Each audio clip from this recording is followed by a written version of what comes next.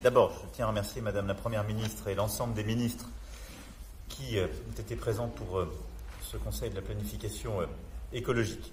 Et au fond, l'objectif qui est le nôtre, que nous avons débattu là pendant les 2h30 et qui a été l'objet du travail du gouvernement depuis maintenant 14 mois, c'est de bâtir une écologie à la française, qui répond à un triple défi, qui n'est pas que le nôtre, mais celui de la planète, celui du dérèglement climatique et de ses conséquences, celui d'un effondrement de notre biodiversité et celui de ce que je qualifiais il y a un peu plus d'un an de fin de l'abondance et au fond de la rareté de nos ressources, qu'il s'agisse de l'eau, des matériaux et terres rares, etc., etc. Pour ça, nous avons bâti une stratégie de baisse des émissions de CO2, biodiversité et d'adaptation, visant également à renforcer notre souveraineté et donc réduire nos dépendances, compatible avec notre objectif de réindustrialisation et de plein emploi, et qui vise également à accompagner à la fois les territoires et les personnes qui sont les plus fragiles, et donc de bâtir un chemin de transition juste. J'avais pris, durant la campagne présidentielle, un engagement, que la Première ministre soit en charge de la planification écologique, qu'elle ait auprès d'elle un secrétariat général de la transition, ce qui a été fait dès le début de ce quinquennat, et que 2 ministres soient principalement chargés de ces dossiers, un ministre en charge de la transition écologique, environnementale et des territoires, et une ministre en charge de la transition énergétique. Ces engagements ont été tenus et la planification qui a été validée aujourd'hui est le fruit de 14 mois à la fois de travaux, de concertation dans le cadre des conseils nationaux de la refondation qui a été largement débattu. Et donc le plan d'aujourd'hui, ainsi validé, décline plusieurs dizaines d'actions qui vont nous permettre de réduire nos émissions de CO2. Il sera complété par une stratégie biodiversité qui sera présentée en octobre et un plan d'adaptation qui sera présenté en décembre. Et c'est en quelque sorte dans ce triptyque que nous ferons avancer le pays. Alors ce plan, je veux ici le dire, il s'inscrit d'abord sur un bilan. Et c'est ce qui fait notre crédibilité. Nous avons ces dernières années commencer le travail pour la biodiversité en luttant contre l'artificialisation des sols, en protégeant nos forêts, en abandonnant aussi des grands projets, la Montagne d'Or en Guyane, à Europa City, aux régions parisiennes. On a renforcé une politique aussi de souveraineté écologique ces dernières années, les voitures, une stratégie batterie qui nous permet d'avoir donc 4 grandes usines de batteries, en particulier dans les Hauts-de-France, qui sont le fruit de ce travail. Nous avons développé une stratégie claire sur l'aérien, avec l'interdiction des vols domestiques dès qu'il y a une alternative en train, relancer les petites lignes, les trains de nuit, en lien avec nos régions, relancer le chantier à la fois de la régénération de notre réseau ferroviaire, avec les réformes et les réinvestissements, et des lignes à grande vitesse partout où elles étaient adaptées. Et donc c'est sur cette base, et je ne veux pas être trop long sur le bilan, mais c'est tout ce bilan qui nous permet d'avoir d'abord des résultats. Nous avons, durant les 5 dernières années, réduit nos émissions de CO2 2 fois plus vite qu'auparavant. Et là où on les réduisait environ d'1% par an, on les a réduites de 2% par an entre 2017 et 2022. Et donc, pour que nos compatriotes mesurent l'effort qui est demandé, au fond, si on prend l'effort total depuis 1990, on a fait la moitié du chemin. C'est l'autre moitié qui nous reste pour atteindre la réduction de 55% des émissions de CO2 à l'horizon 2030. C'est donc un chemin qui est atteignable. Il suppose d'aller 2,5 fois plus vite sur les 5 années à venir. Et donc là où on a, ces 5 dernières années, baissé de 2% par an les émissions, de réussir à baisser sur la période 2022-2030 de 5% par an ces émissions.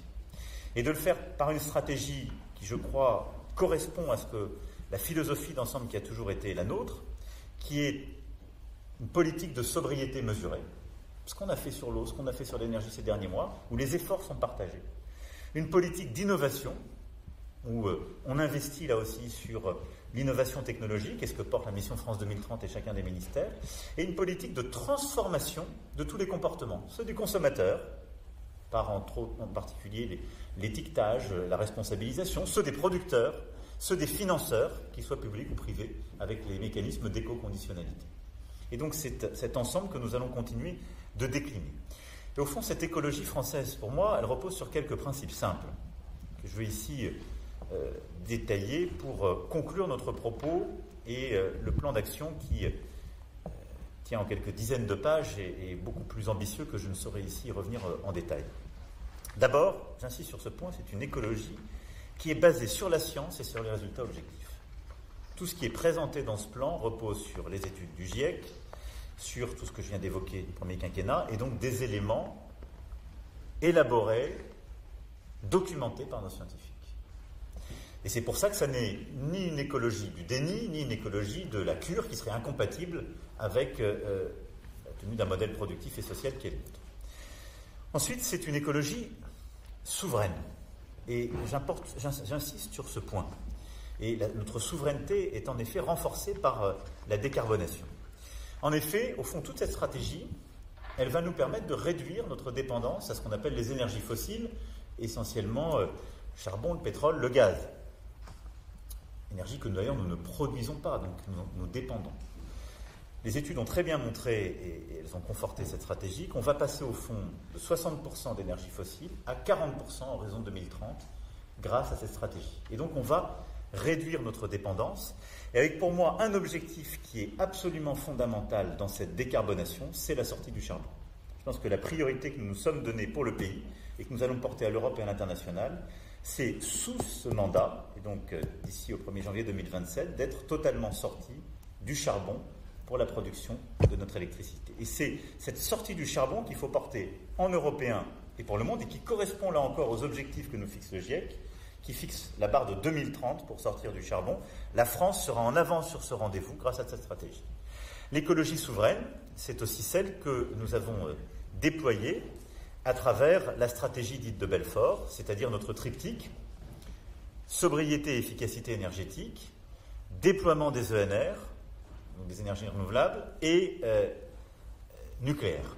Et donc sur ce volet-là, la stratégie que nous avons validée aujourd'hui, s'appuyant là aussi sur ce que nous avons consolidé, eh bien, permettra de mettre en consultation notre politique pluriannuelle de l'énergie dès octobre, d'avoir réunion politique en octobre et novembre sur le déploiement de l'éolien en mer, qui permettra de lancer le débat public sur l'éolien en mer et qui nous permettra de tenir l'objectif des appels d'offres sur l'éolien en mer à horizon fin 2024, ce qui est absolument clé, et d'avoir une loi sur la production d'énergie pour le mois de décembre.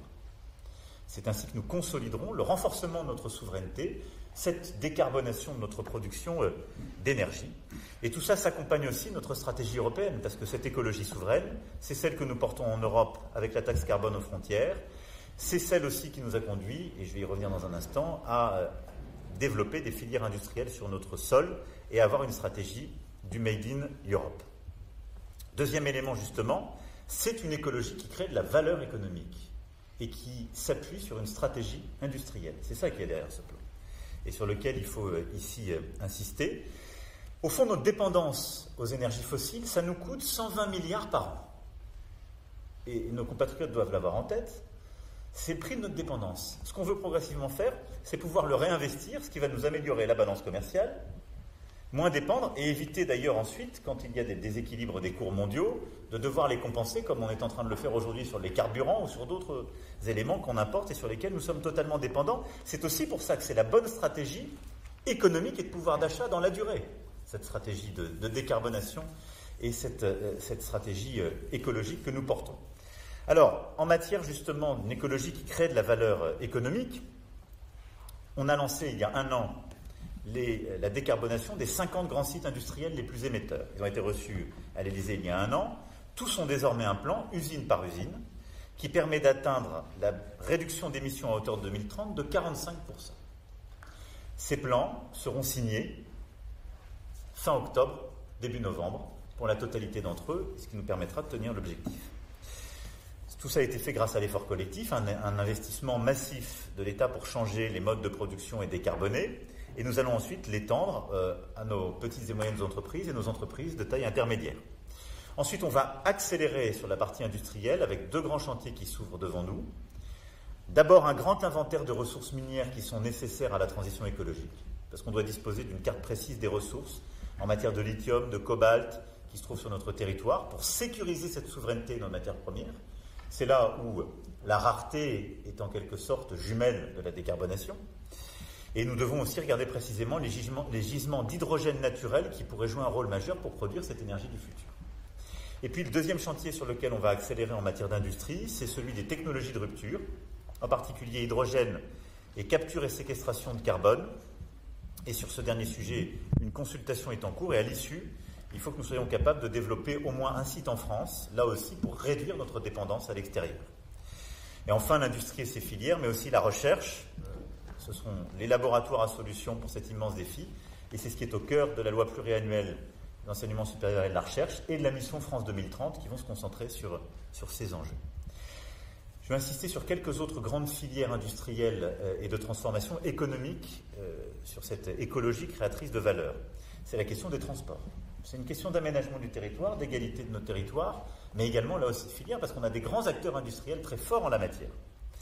Nous avons lancé là aussi il y a un an une ambition, c'est de développer ces RER métropolitains pour favoriser le transfert justement de la voiture individuelle vers des véhicules, enfin du transport collectif moins émetteur. C'est un chantier à la fois d'aménagement du territoire, mais également un chantier industriel.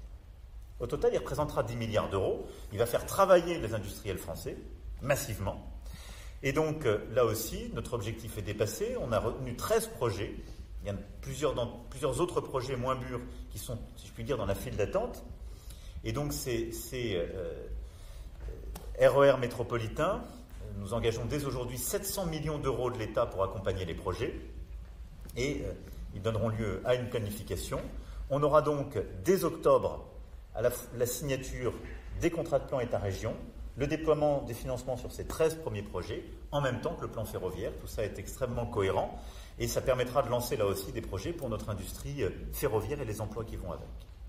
L'autre grand sujet sur les transports, c'est évidemment la voiture électrique. Là-dessus, je le disais, nous avons beaucoup avancé. Nous avons structuré d'abord des volumes. On aura au moins 1 million de voitures électriques produites d'ici 2017 sur le sol de France.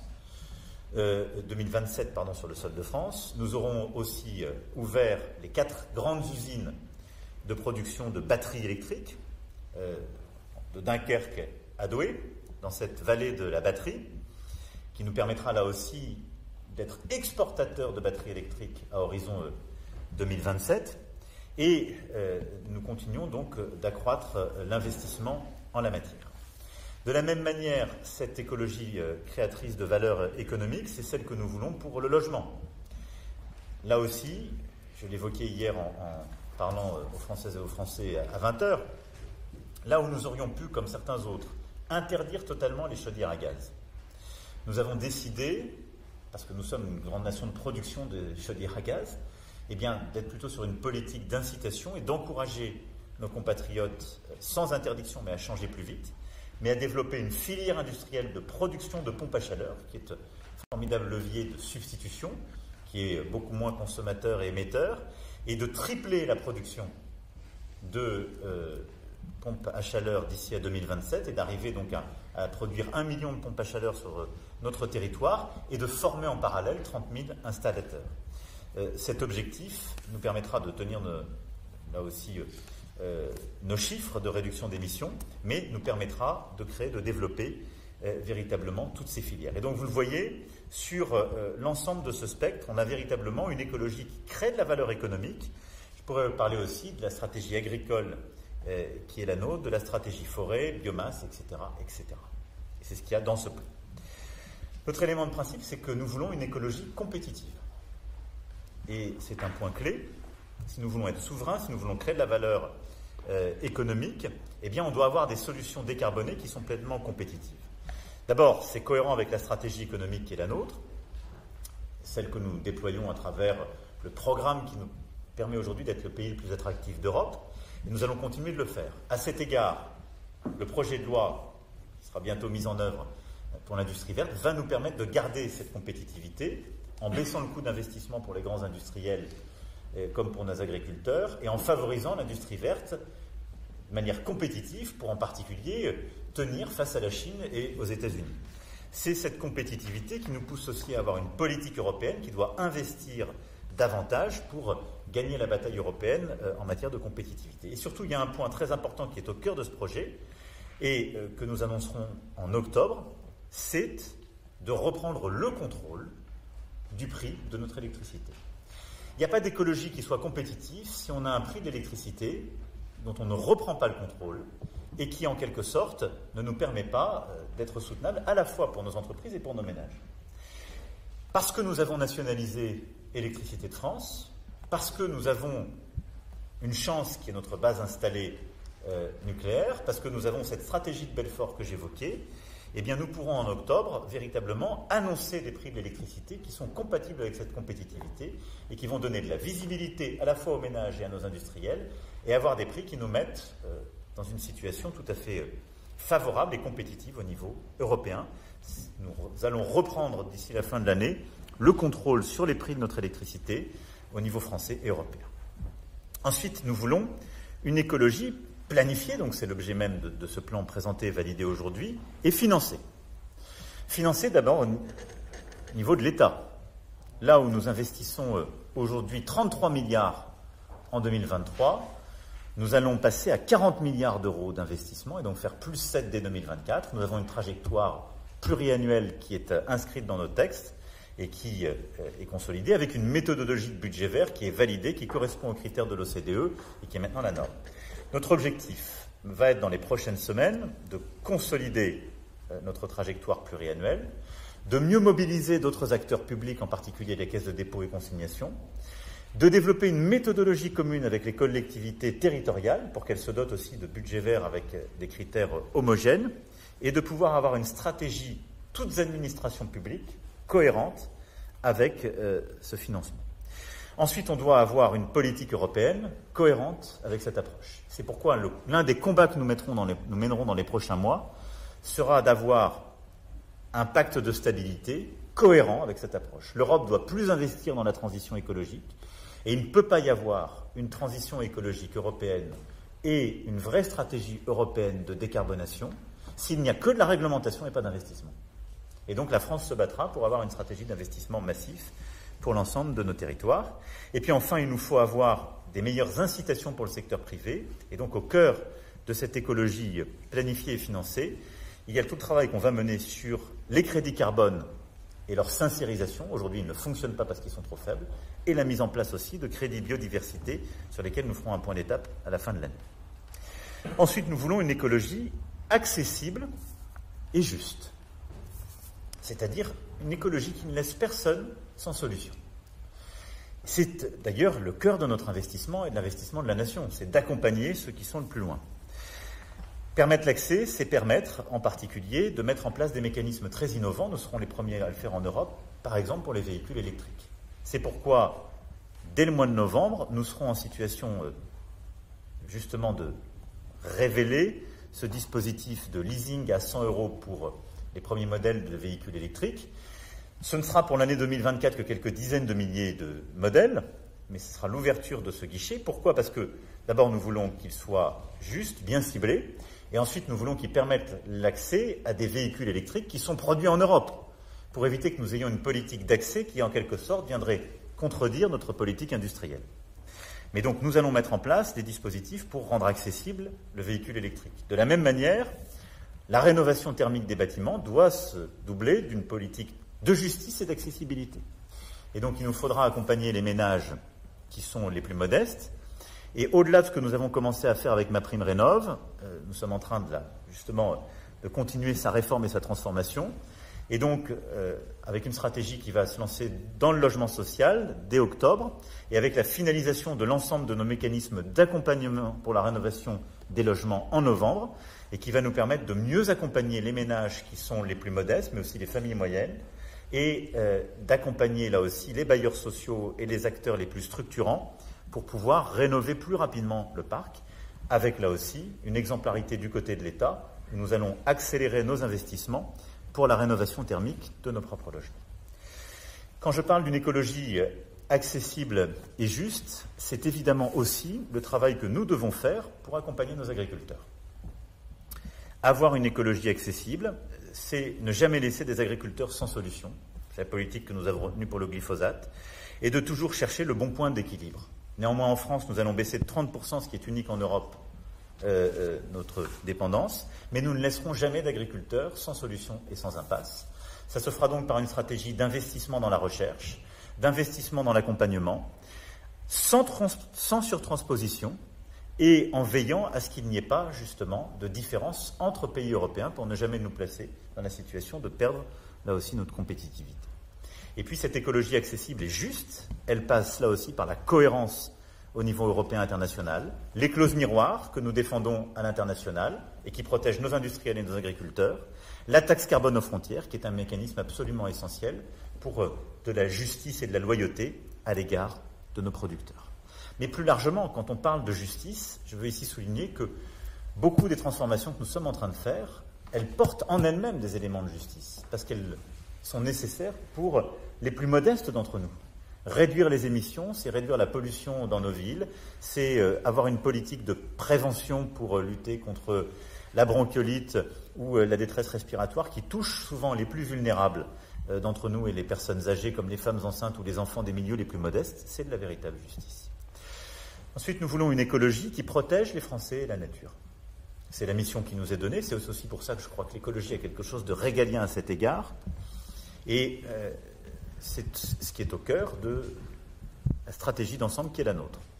Travailler avec les agriculteurs pour leur permettre d'avoir par l'écologie une réponse à la baisse des rendements, par l'agrivoltaïsme, la biomasse, les carburants durables, qui sont des mécanismes de revenus complémentaires, mais qui vont permettre justement de protéger leurs revenus. Travailler avec les forestiers pour leur permettre là aussi de protéger et reconstituer la forêt, et qui viendront compléter la stratégie forestière qui est la nôtre, à la fois de protection et de plantation d'1 milliard d'arbres nouveaux d'ici 2030.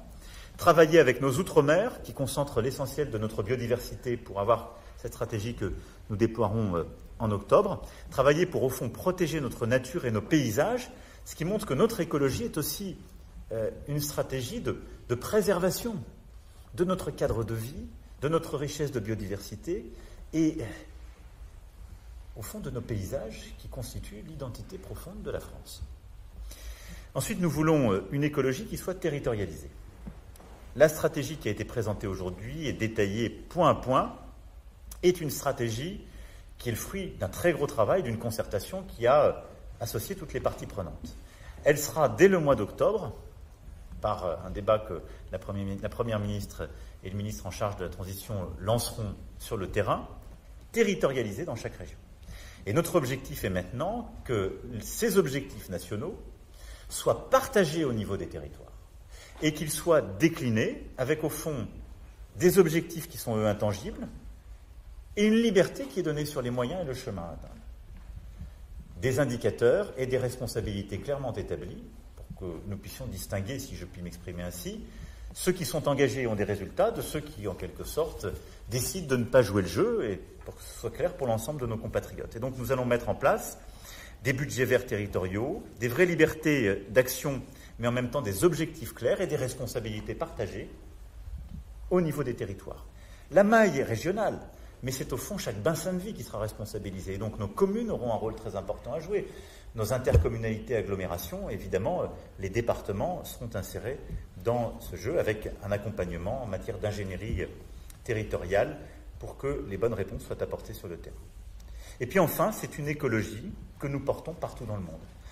Et au fond, nous sommes le premier pays à nous doter d'une stratégie nationale, mais elle correspond point à point à ce que nous portons à l'international.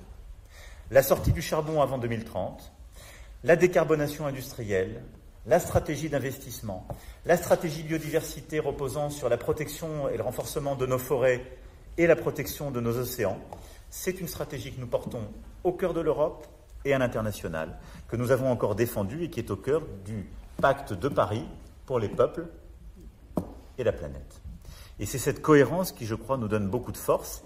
Et c'est l'ensemble de ces points qui structure cette écologie à la française que j'évoquais, qui ne décide pas de rouvrir des centrales à charbon, qui décide de ne pas abandonner ses objectifs même quand c'est difficile, mais qui sait concilier une ambition climatique avec plus de souveraineté, avec une stratégie industrielle, avec la création d'emplois à travers les principes que je viens d'évoquer. Et je souhaite que l'ensemble des formations politiques qui concourent à la vie de la nation, lorsqu'elles condamnent parfois trop vite le nucléaire, se rendent compte que tous les scientifiques nous disent qu'il n'y a pas une stratégie qui existe sans le nucléaire. Que ceux qui nous expliquent qu'au fond, la taxe carbone aux frontières ne serait pas une bonne chose quand ils refusent de la voter à l'Europe, se rangent à notre solution, parce qu'il n'y a pas de politique loyale sans taxe carbone aux frontières pour nos Européens. et que sur chacun des points que je viens d'évoquer, nous puissions bâtir le maximum de concorde. J'ai compris que c'était ce qui ressortait des consultations politiques que la Première ministre avait tenues, à l'exception d'une formation politique qui a fait le choix de ne pas s'y rendre, pour des raisons qui m'ont encore échappé. Mais je ne peux pas imaginer que ce ne soit par désintérêt, c'était sans doute par oubli. En tout cas, sur tous ces sujets, je veux remercier Madame la Première ministre, les ministres en charge, le secrétariat général à la transition écologique. Très bon travail, on le voit.